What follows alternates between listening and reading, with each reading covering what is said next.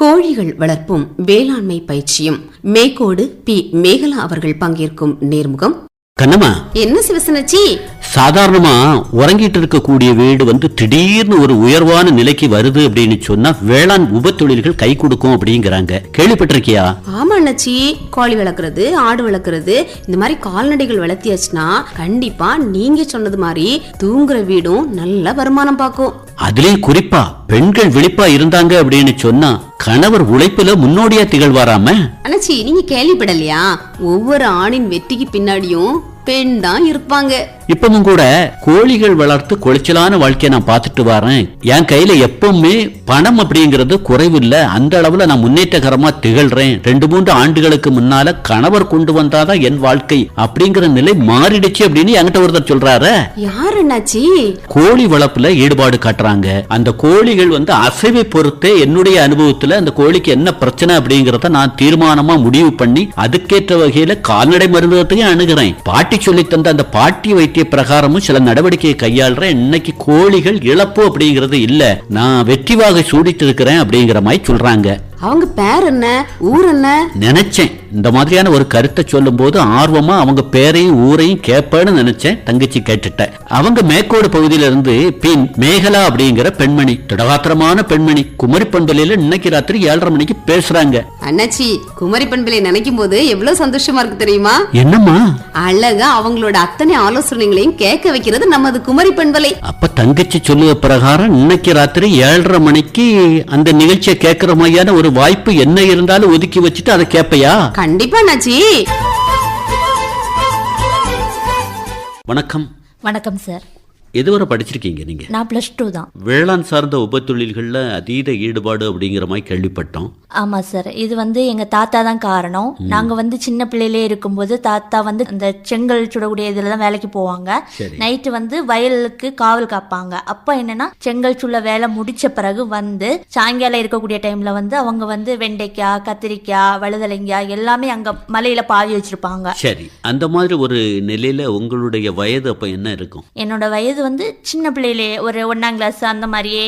Leave time அம்மா சனி நேர் leave, அப்ப அம்மாவும் அங்க போவாங்க காலையில. ஆமா, காலையில தாத்தாக்கு சாப்பாடு கொண்டு. தாத்தாங்கிறது அம்மாவினுடைய அப்பா, அப்பாவுடைய அப்பா அம்மா, அந்த பகுதிக்கு போவீங்க. ஆமா ஆமா.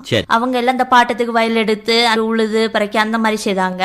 அப்ப சொந்த இடம் ஒண்ணு எதுவுமே கிடையாது. அப்ப அந்த பாட்டத்துக்கு. தாத்தாக்கு ஊர் எந்த ஊரு? தாத்தாக்கு வில்லுக்குறி. வில்லுக்குறிங்கிறது அது ஓரளவு மலை சார்ந்து வரும். மலை சார்ந்த அந்த மாம்பழத்தனையாருக்கு இந்த பக்கம் சுண்ணாம்பர கோணம் சொல்லிட்டு ஒரு இடம் உண்டு. அங்க பெரியப்பா அவங்களுடைய வயலுக்கு காவலுக்கு அங்க இருப்பாங்க. நைட்டுக்கு இந்த பண்ணி எல்லாம் வயலை அழிச்சிடக்கூடாது சொல்லிட்டு. அப்ப அந்த இடத்துல இருக்கும்போது எல்லாம் விவசாயம் பண்ணி எடுத்து அதை என்னன்னா எனக்கு என்னன்னா அது சுரைக்கெல்லாம் மரத்துல இருந்து தொங்கி தொங்கி கிடக்கும். அதுல எல்லாம் மரத்துலங்கிறத விட கொடி வகையில அந்த மரத்துல சுத்தி படர்ந்து விட்டுருப்பாங்க. அதுல தொங்கி தொங்கி கிடக்கும். ஆச்சரியமா இருக்கும். ஆமா, பாக்கிறதுக்கு. அதே மாதிரி அந்த வழுதலைங்காய், அந்த கத்திரிக்காய் எல்லாம் நெய்யில வதக்கி பொரியல் செய்திருவாங்க. அது அவ்வளவு டேஸ்டாட்டும் மனமா இருக்கும். சனி ஞாயிறு விடுமுறை முடிந்து வீட்டுக்கு வந்ததுக்கு பிறகு திங்கள்ல இருந்து வெள்ளி வர எப்பண்டா ஓடும் அந்த ஒரு சிந்தனை வரும் போலுக்கு. ஆமா சார், ஆமா சார், அப்படி இருக்கும். ஏன்னா அங்க போய் மலையில ஏறுகிறது, அந்த மாமரத்துல ஏறுகிறது, மாங்காய் பறிச்சு சாப்பிடுகிறது, அந்த மாதிரி எல்லாம் நல்லா இருந்துச்சு. அந்த அரியா பருவத்துல அந்த பக்கத்துல போகும்போது ஏதாவது வன விலங்குகளை பார்த்த அனுபவம் இருக்கா? வன விலங்குகள், அப்புறம் பாம்பு வரும், குரங்கு வரும். அதெல்லாம் பயம் இல்ல உங்களுக்கு? இல்ல இல்ல இல்ல இல்ல. பழகிடுச்சு. அது விரட்டி நாங்க போவோம். அப்படியா? ஆமா ஆமா. சரி, இப்படி உள்ள நிலையில நீங்க ஓரளவு +2 முடிச்சிருக்கீங்க. திருமணமானதுக்கு பிறகு கணவருக்கு என்ன மாதிரியான ஒரு வேலை? அவங்களுக்கு இடம் இருக்குது. இந்த பயிறு அந்த மாதிரி எல்லாம் போட்டு எடுத்து, வள்ளி பயிறு அது மாதிரி போட்டிருக்கோம், நல்ல மிளகு போட்டிருக்கோம், அந்த மாதிரி. அப்புறம் வீட்டுல கோழி வளர்ப்பு, ஆடு அந்த மாதிரி வளர்த்து இருக்கும். சரி, கணவர் தனக்கு தெரிஞ்ச மாதிரி ஏதாவது ஒரு வேளாண் பரப்புல ஒரு செய்கையை கையாளும் போது தப்பா செய்தா உங்க அந்த அரியா பருவத்துல தாத்தா சொல்லி தந்த கருத்துக்களை உள்வாங்கின அந்த வெளிப்பாடு கணவருக்கு புத்தி சொல்லுமா இருக்கும் போலுக்க? ஆமா சார். உண்மைதானா? ஆமா ஆமா. அப்படி என்ன சொல்லி கொடுத்துருக்கீங்க? அவங்க என்ன தவறுதலான நுட்பத்தை கையாண்டாங்க? சில ஜமா இந்த அவங்களுக்கு ஒரு இது அறிவு இருக்கும், நம்ம அந்த இதுல ஒரு இது இருக்கும்.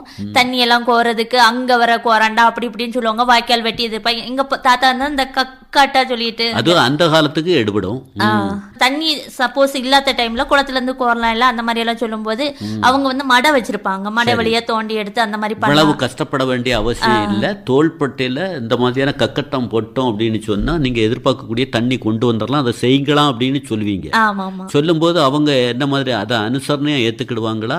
ஏத்துப்பாங்க. அது வந்து அப்பதான் அந்த காலத்துல அப்படி இருந்தாங்க. நமக்கு வந்து அந்த தண்ணி இந்த பக்கம் வரும் இல்லையா, அந்த இதுல திருப்பி விட்டுட்டா போது தண்ணி பாஞ்சிரும் அப்படின்னு சொல்லுவாங்க. அப்ப இன்னைக்கும் மாலை நேரத்துல நீங்க உங்க குழந்தைகளை கூட்டிட்டு கணவர் கூட தோட்டத்துல போய் சில வேலைகளை செய்வீங்களா? ஆமா ஆமா சார். அவங்க வந்து எல்லாமே ஏற்பாடெல்லாம் பண்ணி தந்துட்டு போயிருவாங்க, ஃபாரின் போயிருவாங்க. வெளிநாட்டிலே இருக்காங்க. ஆமா ஆமா ஆமா.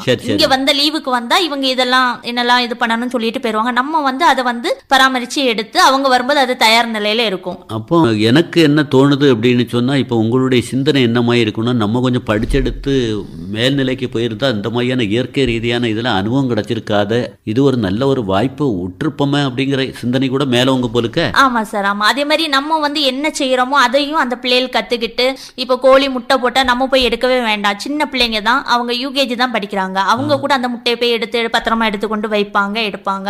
அந்த மாதிரி முட்டை யாராவது கேட்டானா அவங்க எதை முட்டை கேட்டாங்கன்னு சொல்லி அவங்களே கொண்டு கொண்டு கொடுத்து அந்த மாதிரி உங்க வேலையை லெகுவாக்குறாங்களா? ஆமா ஆமா. வளர்ப்பு முறை அப்படி இல்லையா? ஆமா ஆமா சார்.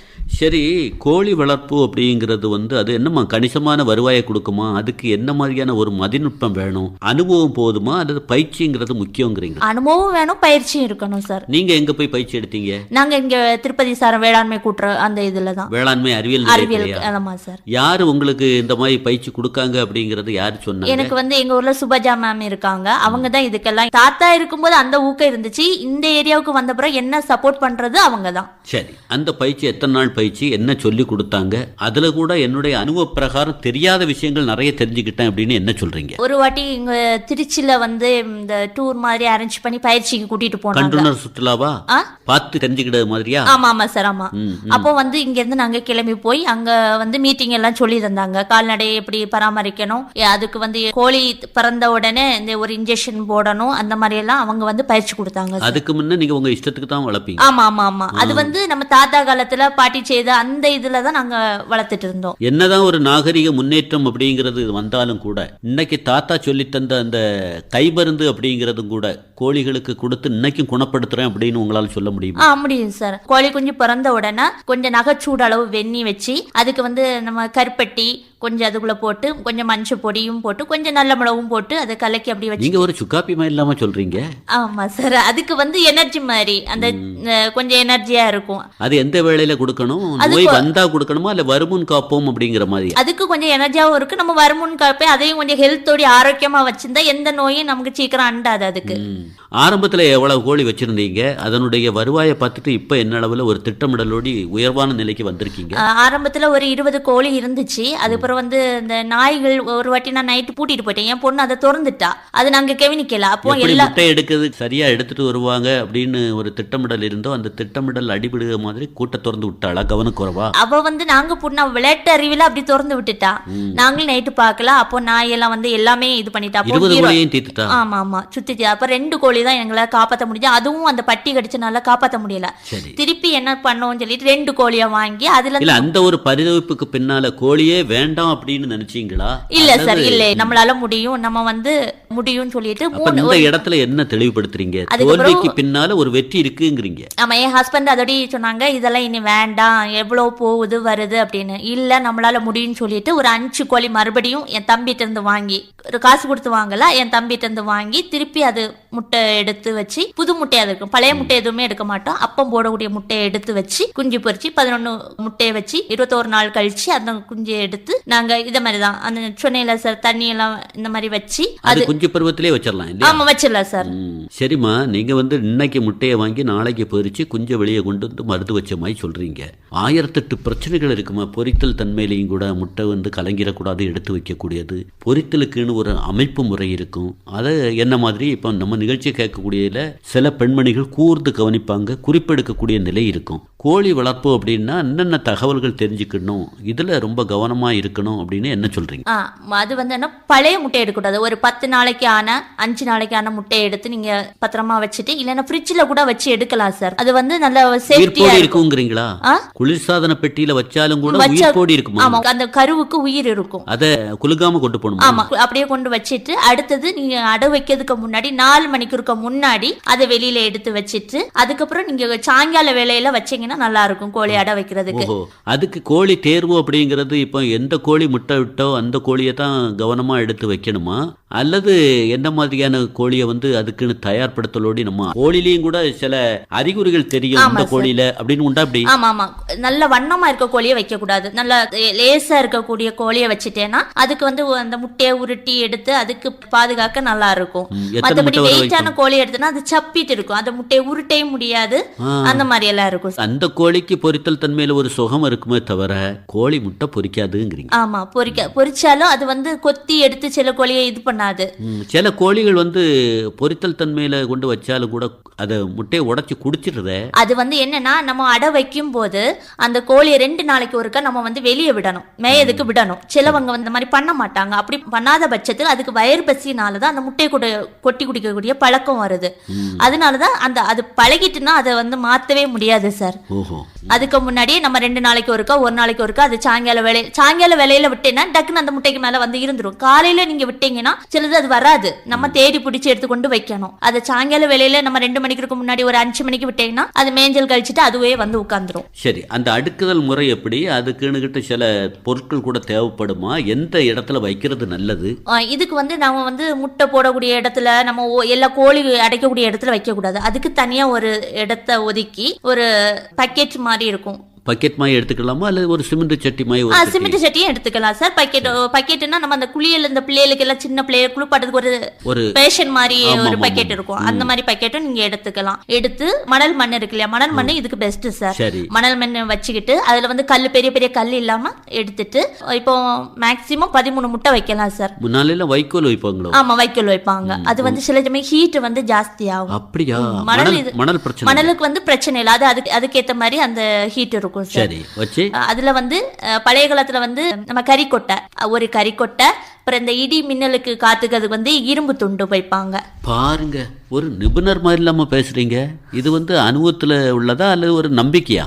இல்ல, பழைய காலத்திலே இந்த மாதிரி தான் இடி மின்னல் தாக்காம இருக்கிறதுக்கு அந்த இரும்பு துண்டு வைப்பாங்க. அப்புறம் வந்து மஞ்சள் பொடி வைப்பாங்க, அதுக்கு வந்து எந்த கிருமி எதுவும் ஒத்துக்காம இருக்க. அது பிறகு ஒரு மிளகும் வைப்பாங்க.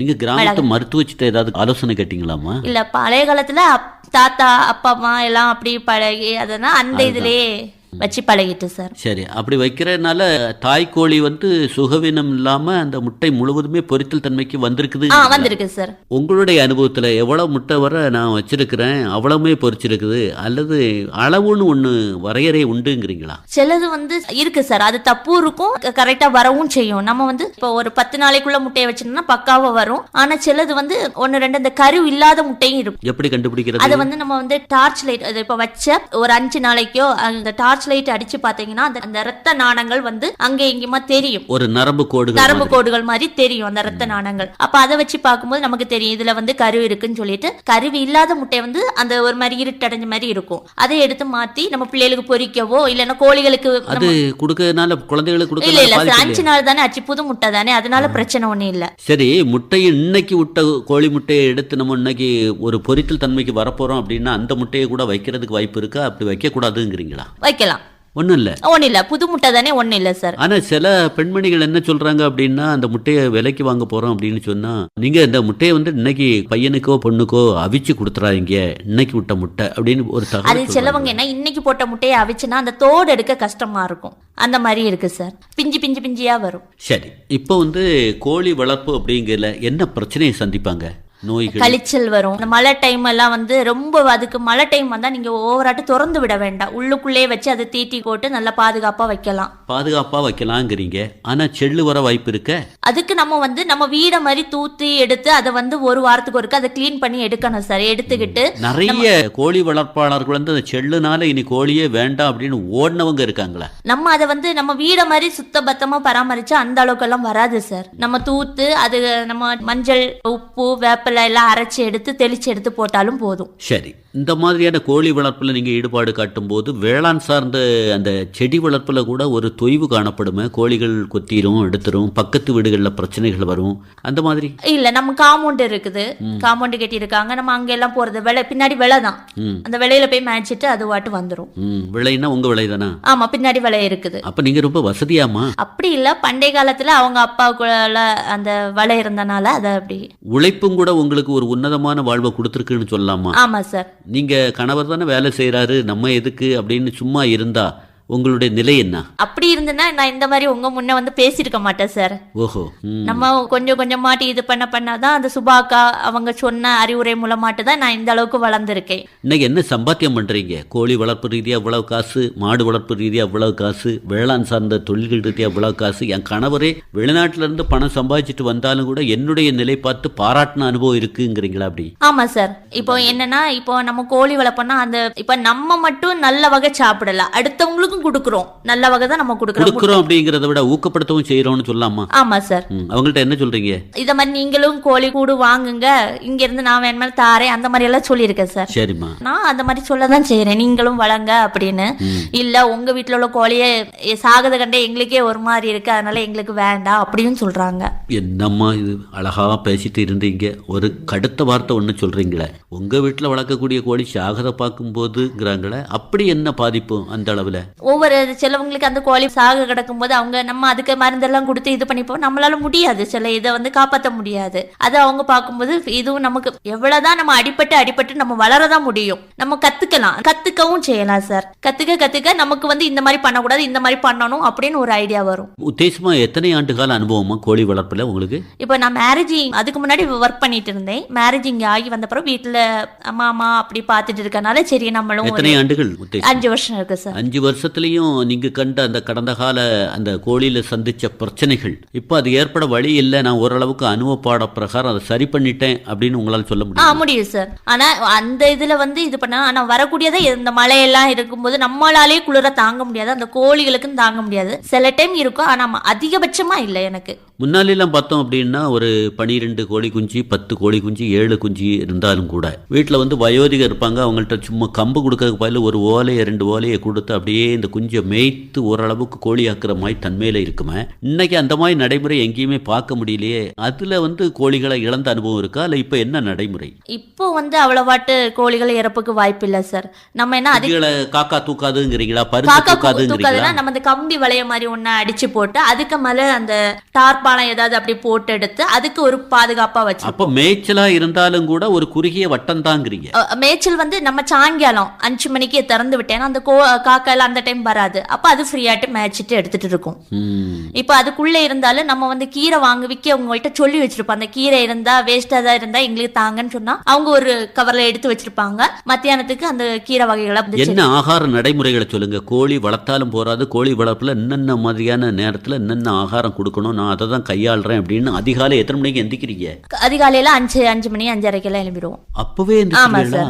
அதுல என்னமா கோழி வளர்ப்புல அவ்வளவு நேரத்தை எந்திக்கணுமா? ஏன்னா வீட்டு வேலையெல்லாம் முடிச்சிட்டு பிள்ளைங்களை எல்லாம் ஸ்கூலுக்கு அனுப்பிட்டு நமக்கு மீதி இருக்க நேரத்துக்கு அந்த கோழிகளை வந்து இது பண்ணணும், அதுகளுக்கும் சாப்பாடு எல்லாம் கொடுக்கணும். எவ்வளவு கோழி கிடக்குது? இப்போ ஒரு 25-30 கோழி இருக்கு சார். 30 கோழி இருக்கு. குஞ்சுகள் தனி? ஆமா, குஞ்சுகள் தனி. 30 கோழியை என்ன பண்றீங்க? காலையில திறந்து விடும்போது சுத்தம் சோறு போடும் அப்படிங்கிறாங்களா, அந்த நடைமுறையில அந்த கழிச்சல் இருக்குமா, அதெல்லாம் என்ன? இப்ப காலையில இப்ப வீட்டு வேலையெல்லாம் முடிச்சிட்டு ஒரு 6:30-7 மணிக்கெல்லாம் வந்து கூட எல்லாம் வந்து சுத்தி தூப்பேன். மேல எங்கெல்லாம் இந்த இதா இருக்கு சொல்லிட்டு அதை தூத்து உரக்குண்டு இருக்கு பின்னாடி, அந்த உரக்குண்டுல போய் இந்த கழிவுகளை எல்லாம் கொண்டு போட்டுருவோம் சார். சரி, போட்டுருவோம். அது பிறகு இந்த மழை நேரத்துக்கு அது செடிகளுக்கு அதை யூஸ் பண்ணிப்போம். சரி, அந்த கழிச்சல். அப்புறம் வந்து இந்த கோழிகளை நல்லா தூத்து எடுத்து விட்டுட்டு அதுக்கு முன்னாடி தீட்டியை வந்து நான் வந்து ஒரு நைட்டே சில டைம் வந்து கேழ்வரகு கம்பெல்லாம் ஊற வச்சிருப்போம். ஊற வச்சுன்னா அந்த இது வந்து பல மடங்கு ஆகும். கொஞ்சம் இதா இருக்காம அதை சாப்பிட்டு எப்படி கதம்பை தூளை வந்து செங்கல் வடிவில தாராங்களோ அதை வந்து நீர்ல ஊற வச்சா 2 மடங்கு 3 மடங்கு. ஆமா சார், அதே மாதிரிதான் இந்த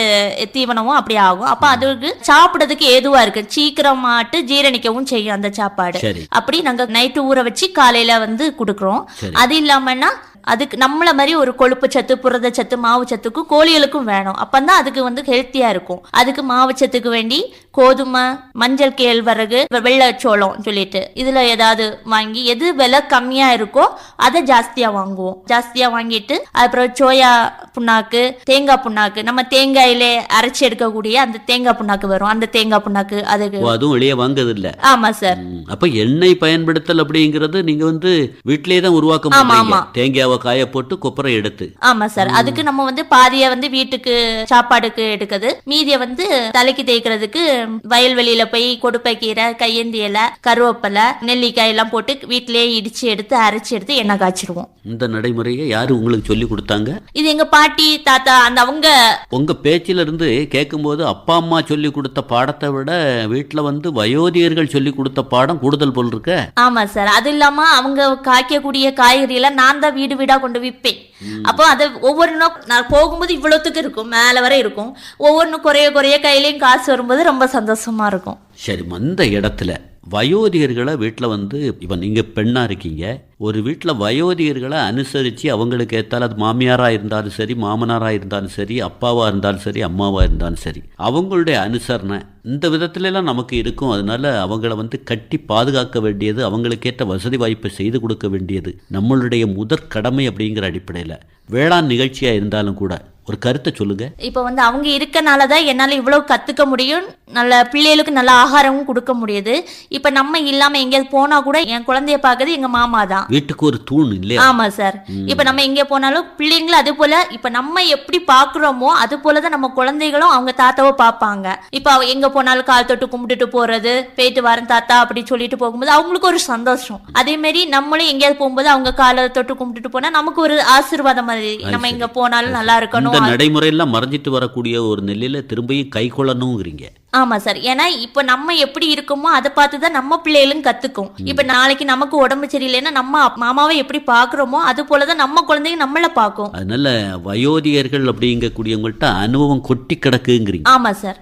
எந்த கதையை கேட்டேன்னா அவங்கள்ட்ட ஒரு கருத்து இருக்கும், ஏதாவது கதை சொன்னா அதுல ஒரு கருத்து இருக்கும். அப்ப கோழி வளர்ப்புல கூட நீங்க விதர்ப்பமான சில நிலைகளை கையாண்டா வீட்டுக்குள்ள இருந்து ஒரு சத்தம் வரும்போது இப்படி இந்த முறையில செய் அப்படிங்கிற மாதிரி. ஆமா சார். இப்ப கோழி ஏதாவது நம்ம காய போட்டிருந்தா அதை கொத்தி இழக்கும் போது அப்பா கூப்பிடுவாங்க, கோழி கலைக்குது ஓடியோ ஓடிவான்னு. அவங்களால நடக்க முடியாத வயசு இல்லையா, அவங்க கூப்பிடுவாங்க, நம்ம அப்போ ஓடி வந்து விரட்டிட்டு நம்ம பாட்டு போவோம். நோய்கள் அப்படிங்கிற அடிப்படையில கூட நான் கோழி முழுமையுமே இழந்திருக்கேன், அப்படி ஒரு அனுபவம் எனக்கு இன்னைக்கு மறக்க முடியல. அப்படி ஏதாவது? அதுதான் அந்த 25 கோழி போனதுதான். அது வந்து இறப்பு இல்ல, நாய் கொண்டு போன நோய்கள்னால பாதிக்கப்பட்டது உண்டா? அந்த கழிச்சல் வரும்போது வந்தா உடனே ஒரு கோழியை மாத்தி சேஃபா வச்சிருக்கணும், இல்லைன்னா தொட்டி தொட்டி தொட்டி அப்படி வந்துரும். அப்படி வந்தும் போயிருக்கு நமக்கெல்லாம். சில இடத்துல இப்போ என்னுடைய அனுபவத்திலையும் கூட கோழி வளர்ப்புல ஒரு கருத்து கோழி அப்படியே ஒரு நாளைக்கு தூங்கிட்டு நின்னுது. அடுத்த நாள் பார்த்தா வீட்டுல உள்ள மத்த 3 கோழிகள் தூங்க ஆரம்பிச்சது. அப்புறம் பார்த்தா 7 கோழிகள், 10 ஒரே நாள்ல போன நிலை இருக்கு. அதுக்கு என்ன காரணம்? அது இந்த கழிச்சல், இந்த மழை அந்த ஓவர் ஹீட் ஆனாலும் அதுக்கு உடம்புக்கு ஏத்த மாதிரி தான் அது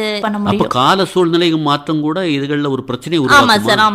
அப்ப அதுல நம்ம என்ன விழிப்பா செயல்படணும்? அதுக்கு வருமுன் காப்போம்ங்கிற மாதிரி. அதுக்குன்னா நம்ம கால்நடை மருந்தெல்லாம் ஃப்ரீயா தான் இது பண்றாங்க. நீங்க 8 மணிக்கெல்லாம் போனீங்கன்னா கால்நடை மருத்துவம் ஃப்ரீயா இருக்கு. நம்ம போய் அதை பார்த்துட்டு அதுக்குள்ள மருந்தெல்லாம் வாங்கிட்டு வந்து சிரமம் பார்க்காம கோழியை கொண்டுட்டு போயாவது தடுப்பூசியை போடணும். ஆமா சார். ஆமா சார். அப்புறம் வேளாண் ரீதியா என்ன பண்ணிட்டு இருக்கீங்க நீங்க? வேற பயிருன்னு வேற சொல்றீங்க. அது வள்ளி பயிர். அது வந்து வீட்டுக்கு இப்ப ஒரு பாக்ஸ் வச்சிருப்பேன். அந்த பாக்ஸ்ல நம்ம காய்கறி வெட்டுக்கிறது எல்லா கழிவையும் அதுல போடுவோம். போட்டு அது ஒரு இடத்துல கொண்டு போடுவோம். அப்ப அதுல உள்ள விதை எல்லாமே வந்து அந்த குருத்து வந்துரும். குருத்து வந்ததை அதை புடிங்கி எடுத்து ஒரு இடத்துல கொண்டு நடுவோம். நட்டனா அது வந்து வந்துரும். இப்ப நம்ம அந்த வேஸ்ட்லயே போடும்போது அது நல்லா அழகா குருத்து வந்துரும் சார். குருத்து வர்றது நம்ம வீட்டுல காந்தாரி மிளகு அது நிக்குது, பயிறு நிக்குது, வெண்டைக்காய் நிக்குது, கத்திரிக்காய் நிக்குது, அப்புறம் முருங்கை மரம் நிக்குது, நல்ல மிளகு நிக்குது. பல வகைகள் வச்சிருக்கீங்களா? பல வகை வந்து வாழை போட்டிருக்கோம் சார்.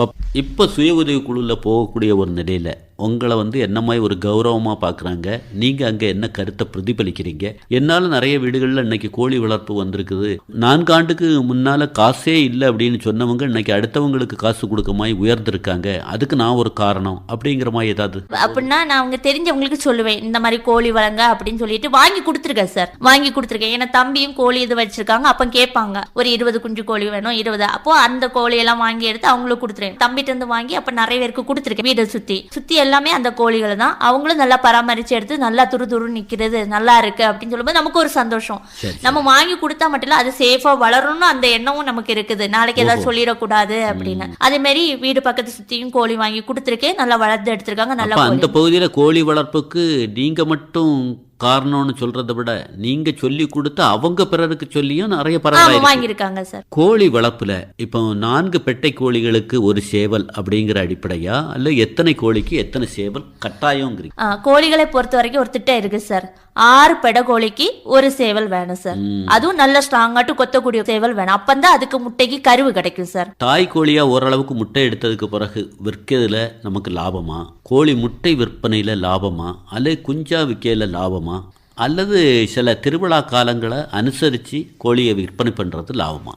என்னை பொறுத்த வரைக்கும் கோழி முட்டையில தான் லாபம் இருக்கு சார். என்ன லாபங்கிறீங்க? முட்டையை விட அந்த முட்டையை குஞ்சா பொரிச்சு இப்ப நான் குஞ்சு பொரிச்சேன்னா அது நஷ்டமும் இருக்கு, சிலது சாகையும் செய்யும், அந்த மாதிரி இருக்கவும் செய்யும். அது வந்து சிலவங்க எல்லாம் அந்த தீட்டி எல்லாம் போட்டு எடுத்து வரும்போது அதுக்கே ஒரு செலவாகும். செலவாகும் போது அவங்க கோழி இந்த பறந்து தூக்காத அளவுக்கு தான் நம்ம கொடுக்க முடியும். முட்டைன்னா அப்படி இல்லை, அது விட்ட உடனே பிள்ளைகள்கிட்ட சொல்லி எடுத்துட்டு வா அப்படின்னு சொன்னா எடுத்துட்டு வந்துருவாங்க. நம்ம இல்லாம இருந்தா கூட அந்த கோழி அந்த கொக்கரிச்ச சவுண்டு கேட்டானே ஓடிடுவாங்க. நம்ம எடுக்க வீட்டுல இருந்தா கூட எங்களை எடுக்க விட மாட்டாங்க, 2 பேரும் அவங்களே போய் எடுத்துட்டு வந்துருவாங்க. ஓட்டம் அப்படிங்கிற ஒரு நிலை ஏற்படும் போது குழந்தைகள்கிட்ட ஒரு வலிமை கூடுதுங்கிறீங்க. ஆமா சார். ஏன்னா நம்ம வந்து கத்துக்கிறது நம்ம தாத்தாட்ட இருந்து நம்ம கத்துக்கிட்டோம், இப்ப நம்மள்ட்ட இருந்து அந்த பிள்ளைங்கள் படிக்குது. இதுவரை கோழிகள் வளர்ப்பும் வேளாண் பயிற்சிகளும் நேர்முகம் கேட்டீர்கள். நேர்முகத்தில் பங்கேற்றவர் மேகோடு பி. மேகலா அவர்கள். உடன் உரையாடியவர் தேரூர் எஸ். சிவசுப்பிரமணிய பிள்ளை.